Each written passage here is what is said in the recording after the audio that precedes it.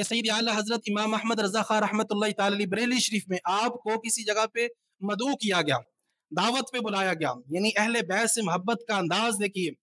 کہ آپ کو ایک دعوت پہ مدعو کیا گیا، اور انداز یہ تھا کہ پالکی کو آپ کی بارگاہ میں حاضر کیا گیا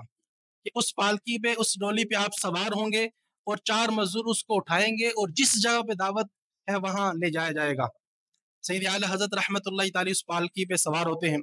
ابھی چند ہی قدم چلے کہ اعلیٰ حضرت رحمۃ اللہ تعالی علیہ فرمانے لگے پالکی والوں سے کہ پالکی کو روکا جائے۔ پالکی کو روکا گیا، آپ جو ہے وہ گھبرائی ہوئی آواز میں بولے کہ پالکی کو روکا جائے، اور نیچے تشریف لائے اور فرمانے لگے ان مزدوروں سے کہ بتائیے تم میں سے کوئی سیدزادہ تو نہیں؟ اس لیے کہ میرا ذوق ایمان نبی پاک علیہ الصلوۃ والسلام کی خوشبو کو سونگ رہا ہے۔ کیسا عشق رسول تھا، کیسی وہ محبت تھی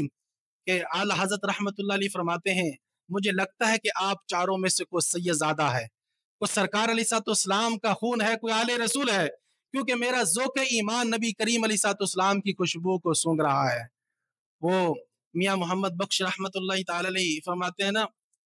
کہ سرو آزاد حیران کھلوتا، پیر زمین وچ گڈے، اچا ہو راما تک کے یار کدروں سر کڈے، او دے عاشق سونا جان دے نہیں۔ ایک ہمارا عشق ہے اور ایک ان کا عشق۔ اعلی حضرت رحمت اللہ علیہ فرماتے ہیں میرا ذوق ایمان یہ بتا رہا ہے کہ تم میں سے کوئی خون رسول ہے، کوئی سیدزادہ ہے، بتاؤ تم میں سے کون سیدزادہ ہے؟ او دے عاشق سونا جان دے نہیں، پل کانو ملونا جان دے نہیں، ہر ویلے اڈیگا رکھ دینے، پاویں دن ہوئے پاویں رات ہوئے۔ سید اعلی حضرت رحمت اللہ تعالی علیہ ان مزدوروں سے فرمانے لگے بتاؤ تم میں سے سیدزادہ کون ہے؟ ایک سیدزادے آگے بڑھے، دھیمی سی آواز میں کہنے لگے حضور میں سیدزادہ ہوں۔ اعلی حضرت رحمت اللہ تعالی علیہ نے فوراً اپنے امامے کو اتارا،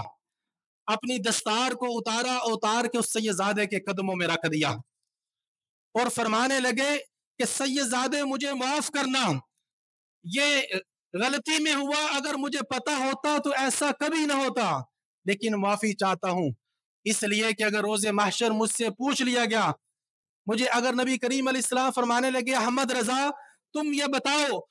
کہ میرے نواسے کے کندھے اس لیے تھے کہ تم اس پہ سواری کرتے، تو میں کیا جواب دوں گا؟ اس وقت کتنی بڑی رسوائی کا سامنا ہوگا۔ سید اعلی حضرت رحمت اللہ دستار اتار کے اس سیدزادے کے قدموں میں رکھتے ہیں، بار بار وہ اس سے معافی مانگنے لگے، وہ سیدزادہ اس نے بار بار معاف کیا، پھر آخر پہ یہ طے ہوا کہ اب یہی سیدزادہ اس پالکی میں سوار ہوگا، اب وقت کا امام اس پالکی کو اپنے کندھوں پہ اٹھائے گا۔ پھر ایسا ہی ہوا کہ سید اعلی حضرت رحمت اللہ تعالی معافی تب پوری سمجھی گئی کہ اب وہ سیدزادے اس پالکی میں سوار ہوتے ہیں۔ پھر وقت کے امام، وہ امام جو وقت کے امام ہیں، جو مجدد ہیں، وہ امام کے جن کو علماء حرمین طیبین نے 14ویں صدی کا مجدد کہا، وہ امام کہ اللہ نے کتنے علوم سے آپ کو نوازا،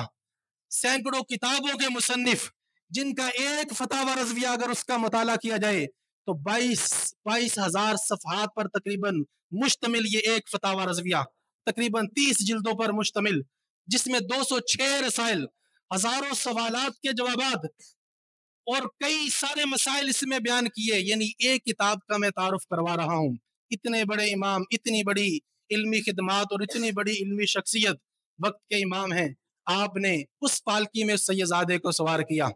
پھر پالکی کو اپنے کندھوں پہ رکھا، اور اب سید اعلی حضرت رحمت اللہ علیہ اس پالکی کو لے کے چلنے لگے۔